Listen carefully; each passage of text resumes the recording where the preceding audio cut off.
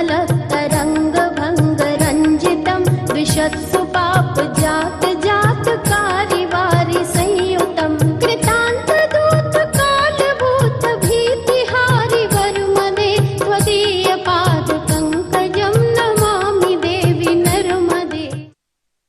गांव का सर्वांगीण विकास होगा और ग्रामवासी मिलकर तय करेंगे गांव कैसे आगे बढ़े।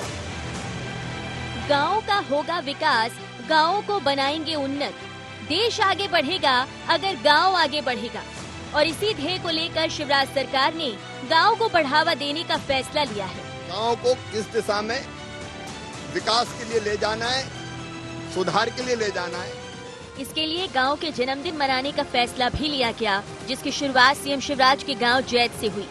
मुख्यमंत्री शिवराज सिंह चौहान ने कहा कि प्रदेश के हर गांव में गौरव दिवस मनाना है, जिसमें जनप्रतिनिधि ग्रामीण ग्राम सभा करने के साथ ही विकास कार्यों की मॉनिटरिंग करेंगे। एक नई परंपरा मध्य प्रदेश में शुरू हो रही है। हमारे गांव का विकास हम मिलकर करेंगे। सरकार की योजनाओं का क्रियान्वयन प्लस गांव वाले मिलकर क्या क्या करें गांव के लिए वो मिलकर तय करेंगे।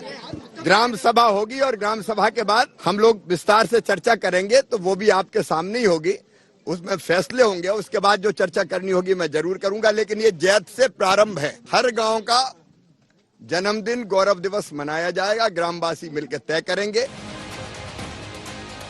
नर्मदा जयंती के खास मौके पर इसकी शुरुआत की गई। गांव तक सरकार की योजनाएं पहुंचे, इसको लेकर संकल्प लिया गया, लेकिन विपक्ष इसको इवेंट की राजनीति बताता नजर आया। साथ ही विकास को लेकर सवाल भी खड़े कर दिए। सरकार ने सोच लिया है कि इवेंट आयोजनों से ही काम चल सकता है, इसके नाम पे जनता को गुमराह किया जा सकता है। न पानी की बात करती, न सड़क की, न बिजली की, न रोजगार की, न किसानों को न्याय दिलाने की, विकास की कोई बात नहीं करती। इसका ध्यान तो इस बात पे रहता है सिर्फ कि किस बात पे कौन सा इवेंट किया जाए, कौन सा आयोजन किया जा सके और किस मुद्दे पे जनता को गुमराह किया जा सके। अब नामकरण की राजनीति वो तरह है, गाँव को गोद लेंगे, गाँव का जन्मदिन मनाएंगे। विपक्ष के योजनाओं को लेकर तीखे सवाल हैं, तो वहीं दूसरी ओर सरकार विकास को बढ़ावा देने के लिए तत्पर नजर आ रही है। देखना होगा कि सरकार की नई पहल गौरव दिवस अब गांव का गौरव कितना बढ़ा पाती है। Bureau report IND 24।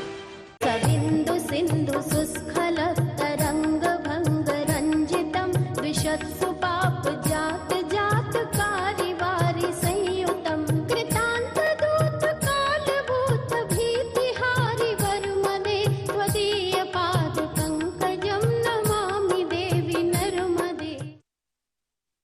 नमस्कार, IND एजेंडा में आपका बहुत स्वागत है। मैं हूं विवेक पांडे आपके साथ और आज हम बात करने जा रहे हैं गांव की, गांव के विकास की। मुख्यमंत्री शिवराज सिंह चौहान ने कहा कि गांव की एक आत्मा होती है, गांव का भी एक इतिहास होता है, गांव का जन्मदिन मनाना चाहिए। और आज अपने गृह ग्राम यानी कि जैत से उन्होंने शुरुआत की। हम चर्चा शुरू करेंगे एजेंडा में, उससे पहले नजर डालते हैं प्रमुख बिंदुओं की ओर। क्या गौरव दिवस मना बढ़ा पाएंगे गांव का गौरव? क्या गांव का जन्मदिन मनाने से बदलेगी गांव की सूरत? क्या गांव के विकास के लिए योजनाओं की मॉनिटरिंग पर दिखेगा जोर? और क्यों कांग्रेस ने फैसले को बताया इवेंट की राजनीति? इन्हीं तमाम बिंदुओं के साथ हम चर्चा को शुरू करेंगे। देश के राष्ट्रपिता महात्मा गांधी ने कहा था कि भारत की आत्मा गांव में बसती है और इसीलिए तमाम सरकारों ने गांव पर फोकस किया, गांव को समृद्ध बनाने के लिए लगातार योजनाएं भी चलाई। इसी को लेकर मुख्यमंत्री शिवराज सिंह चौहान ने कहा है कि गांव को समृद्ध बनाने के लिए हमारी सरकार अग्रसर है और लोगों की भावनाओं का ख्याल रखते हुए गांवों का जन्मदिन भी मनाएंगे। गांवों का जन्मदिन मनाने पर क्या कुछ सरकार की मंशा है, क्यों इस तरह के इवेंट सरकार कर रही है, इन्हीं तमाम विषयों पर हम चर्चा शुरू करेंगे। हमारे साथ खास मेहमान जुड़ चुके हैं, उनका परिचय आपसे करा देता हूं। आशीष अग्रवाल जी हमारे साथ जुड़ चुके हैं, बीजेपी प्रवक्ता हैं बहुत स्वागत है। हमारे साथ आनंद जाट जी जुड़ चुके हैं, युवा कांग्रेस के राष्ट्रीय प्रवक्ता हैं, आपका भी बहुत स्वागत है। और वरिष्ठ पत्रकार प्रकाश हिंदुस्तानी जी भी हमारे साथ जुड़ चुके हैं। आप तीनों मेहमानों का एक बार फिर से बहुत स्वागत है। चर्चा की शुरुआत आशीष अग्रवाल जी आपसे।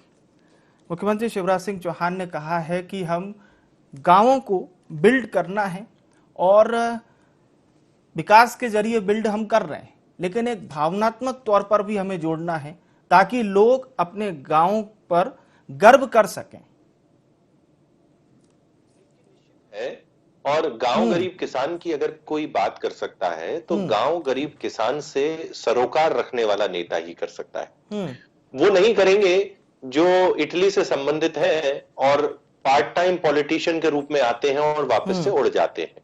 तो एक किसान पुत्र के रूप में माननीय शिवराज सिंह जी चौहान ने जब से मध्य प्रदेश की बागडोर संभाली, ये प्रयास किया कि कैसे गांव गरीब किसान के जीवन में बदलाव आए। और उसी का कारण है कि जो कृषि के क्षेत्र में मध्य प्रदेश ने 20% तक की ग्रोथ रेट दी, उसके लिए पूरा का पूरा देश सराहना में उतरा।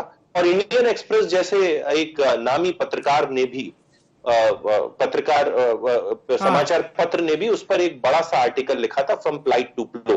और आज जब लगा कि जो लोग गांव से पलायन कर रहे हैं और अपने गांव में लौटना भी नहीं चाहते, उनको भावनात्मक रूप से जोड़ने के लिए क्या काम किया जाए, तो आज ये एक क्रिएटिव एफर्ट माननीय शिवराज सिंह जी चौहान के द्वारा तय किया गया है कि उन्होंने स्वयं जैत से प्रारंभ किया, जहां पर हर गांव का इतिहास, उसकी परंपरा, उसकी संस्कृति को सजोने के लिए जो उसकी नई पीढ़ी है उसको एकत्रित करके कैसे उसको एक आयोजन, एक समारोह का रूप दिया जाए ताकि सब लोग एक दूसरे से जुड़े और अपनी अपनी स्मृतियों को संजो के रखें, उसका प्रयास है। तो जो लोग गांव से पलायन भी कर गए, उद्देश्य यह है कि वे सब अपनी अपनी रूट तक पहुंचे और कैसे वो अपनी रूट में योगदान दे सकते हैं। माननीय शिवराज सिंह जी चौहान ने उसका एक अनुपम उदाहरण पेश किया है और ये अनुकरणीय उदाहरण, जिस तरीके से लाडली लक्ष्मी योजना पूरे राष्ट्र ने स्वीकारी थी, मुझे लगता है कि ये भी एक ऐसा प्रयास है जो पूरा राष्ट्र कभी ना कभी स्वीकारेगा। चलिए, अच्छी बात है। आनंद जी भी आनंदित हो रहे हैं आपकी बात को सुनकर, लेकिन आनंद जी, आपकी पार्टी को तो ये इवेंट मैनेजमेंट नजर आ रहा है, ऐसा क्यों?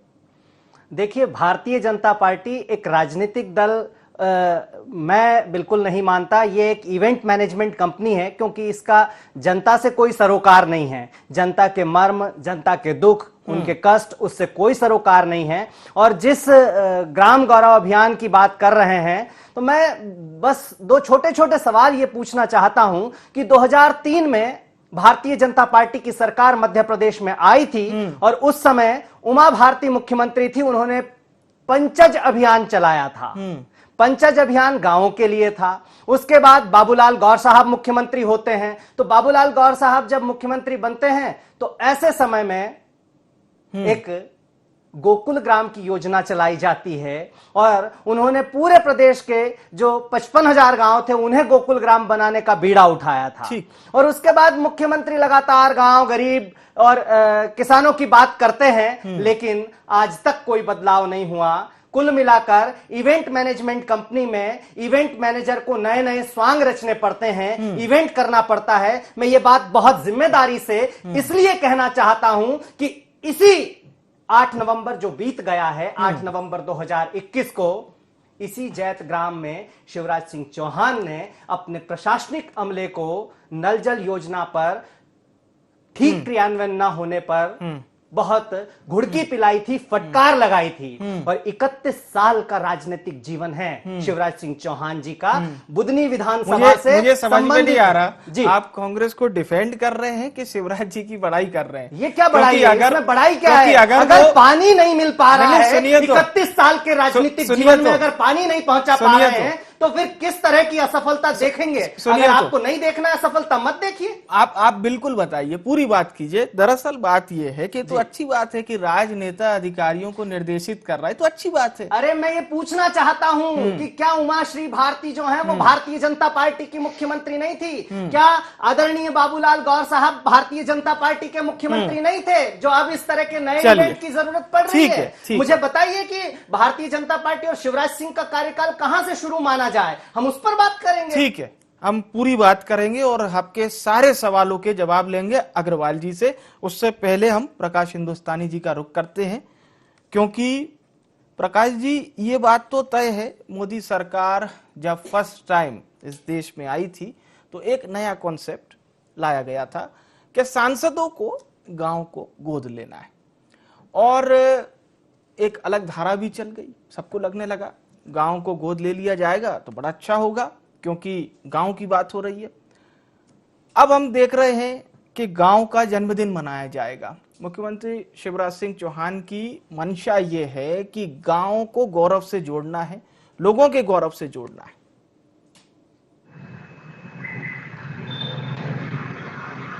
जी विवेक जी, एक बात तो ये बताइए कि जब 2014 की 15 अगस्त को प्रधानमंत्री ने सांसदों द्वारा गांव को गोद लेने की बात कही थी, तो वो गांव गोद से उतरे कि अभी गोद में ही बैठे हुए हैं? इस बात का कोई हिसाब किताब है क्या? क्या वो गांव गोद में बैठे हुए हैं या चलने लगे, घुटने घुटने चलने लगे, कि साइकिल चलाने लगे, कि स्कूल जाने लगे? कितने बड़े हुए वो गांव? ये बड़ी शगुफेबाजी है, मुझे तो ये लगता है। हालांकि पूरा मीडिया एक तरफ से बीजेपी को सपोर्ट करता है और इवेंट को भी सपोर्ट करते हैं, क्योंकि इवेंट से ही उनकी दुकानदारी चलती है, मीडिया कंपनियों की और इवेंट कंपनियों की भी। लेकिन मुझे समझ में नहीं आया कि अब ये सिद्धांत तौर पर मैं कहूंगा कि मुख्यमंत्री की घोषणा बहुत अच्छी है, सम्माननीय है, बहुत ही आदर्श बात है। लेकिन 2003 से बीजेपी प्रदेश में है, सत्ता में है। अब आखिर इतने सालों में 18-19 साल में गांव का विकास नहीं हुआ, तो फिर गांव में अब बर्थडे मनाने की परंपरा शुरू की। तो ये सब चीजें मुझे लगता नहीं कि ये बहुत महान चीज है, ये केवल एक दिल बहलाने की चीज है विवेक जी। मुझे लगता है कि ये दिल बहलाने की बात है। शहरों का जन्मदिन मनता है, इंदौर का जन्मदिन मन रहा है, इंदौर ने कितनी तरक्की कर ली, भोपाल का जन्मदिन मनने लगा। हर शहर का जन्मदिन मनाइए, हर गांव का जन्मदिन मनाइए, लेकिन वहां का विकास करिए। विकास जरूरी है। ये सब बर्थडे, आप बच्चे का बर्थडे मनाएंगे लेकिन बच्चे को स्कूल नहीं भेजेंगे, कहेंगे कि बच्चा स्कूल नहीं जा रहा, कोई बात नहीं, उसका बर्थडे मनाएंगे, बड़े शान शौकत से मनाएंगे। ये वैसी ही बात हो गई विवेक जी। ठीक है आशीष जी, जन्मदिन मनाइए, सेलिब्रेट कीजिए, लेकिन वो जब गिफ्ट देने की बारी आती है तो गिफ्ट भी दीजिए। और कहीं ना कहीं प्रकाश जी ने जो बिल्कुल काफी अपने जो बात रखी है वो इसी के इर्द गिर्द घूमती है। बहरहाल आप क्या कहना चाहेंगे? देखिए आदरणीय प्रकाश जी मेरे बड़े भाई हैं और एक पत्रकार के रूप में उनका एक सोचने का एक नजरिया है जिसका मैं सम्मान करता हूं। परंतु मुझे लगता है कि पानी कितना गर्म है या ठंडा है, इस पे बातों के जमा खर्च ना करते हुए टेम्परेचर नापने के लिए थर्मामीटर अगर डाल दें तो वो बताएगा कितना है, यानी कि आंकड़े झूठ नहीं बोलते। और इसी से जो मेरे कांग्रेसी मित्र हैं उनकी भी बात का जवाब हो जाता है जी। 2003 से 2022 तक भारतीय जनता पार्टी ने 15 महीने की कमलनाथ को छोड़कर शासन किया। 2003 से पहले गांव में बिजली नहीं आती थी। एक कहावत चलती थी कि चारों ओर अंधेरा है और चौकीदार लुटेरा है। उस समय गांव वाला निकलता था, बिजली घर जाता था और पूछता था कि बिजली कब आएगी, और अब निकलता है और पूछता है कि बिजली कब जाएगी। जो गांव में सिंचित रकबा 7 लाख हेक्टेयर था वो 42 लाख हेक्टेयर है। कृषि कर्मंड पुरस्कार इस देश में 5-5 बार हमें यूपीए की मां बेटे की सरकार ने दिया।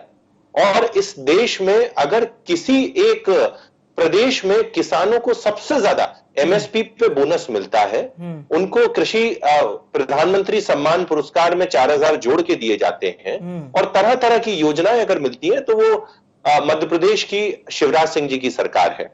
और उसी का कारण है कि मध्य प्रदेश की कृषि विकास दर लगातार एक लंबे कालखंड तक 20% की दर से बढ़ी है। अब ये आंकड़े हैं, इनको नकारा नहीं जा सकता। एक बात, 15 महीने की कमलनाथ सरकार में इन्होंने जो वादा किया था किसान कर्ज माफी का, वो इनको उल्टा पड़ा और उसी का कारण है कि उसके बाद जितने भी उपचुनाव थे वो ये हारे।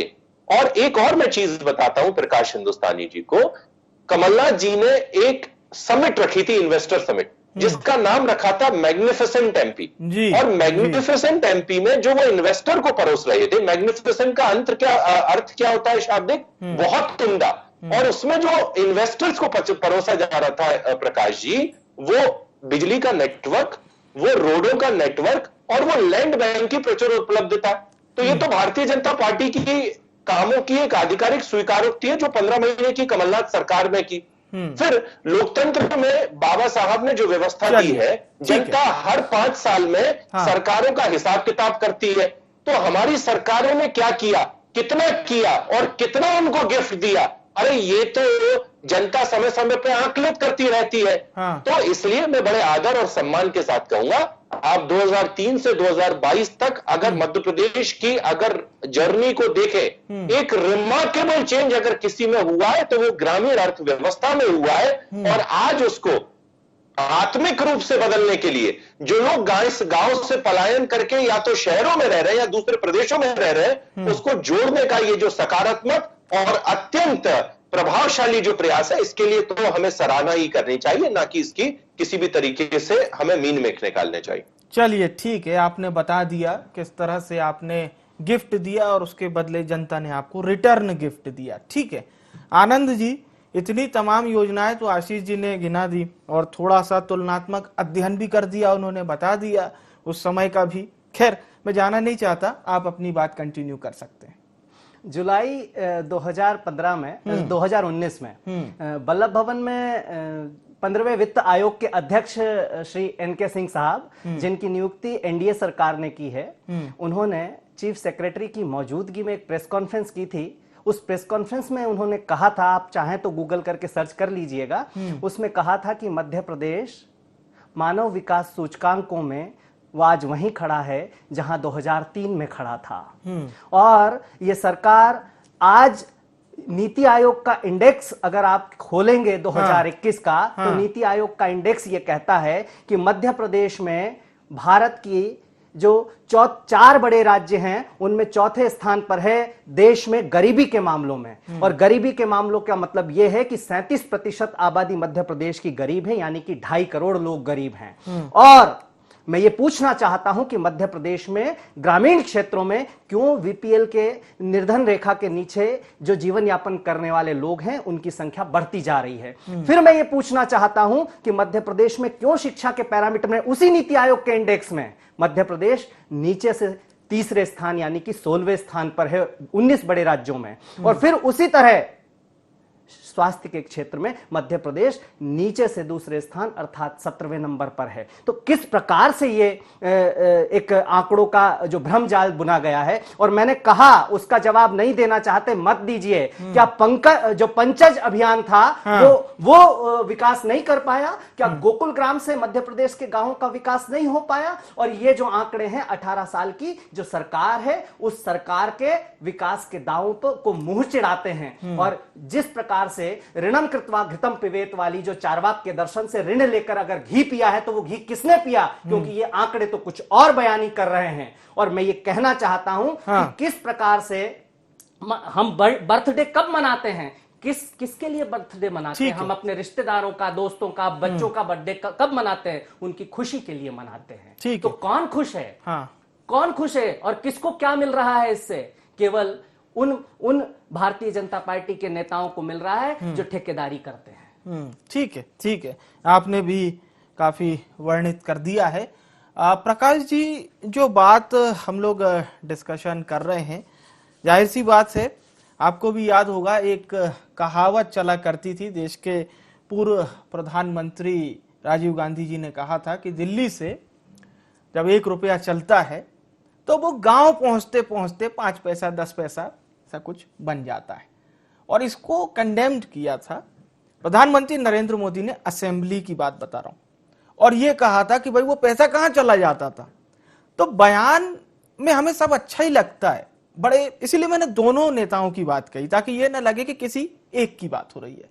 लेकिन जब हम एग्जीक्यूशन में आते हैं ना सर, और वहां पर जब चीज पाते हैं, जाहिर सी बात है उसी पे हम चर्चा कर रहे हैं। इस पर थोड़ा सा आप प्रकाश जरूर डालिए। जी, अगर गांव के जन्मदिन मनाने की बात है तो ये इसमें कोई बुराई नहीं है। गांव का जन्मदिन मनाइए, लोकल अस्मिता का अपना महत्व है, लोकल प्रतिभाओं को मौका दीजिए, इसमें कोई बुरी बात नहीं। ठीक है, ये अच्छी बात है। लेकिन जो पैसा दिल्ली से चल के गांव में पहुंचता है, उस पैसे की दशा में बहुत अंतर, मुझे नहीं लगता कि कोई बहुत अंतर आया है। आप एक बात बताइए कि पहले जमाने में जब सड़कें बनती थी तो वो प्रति किलोमीटर लागत कितनी आती थी।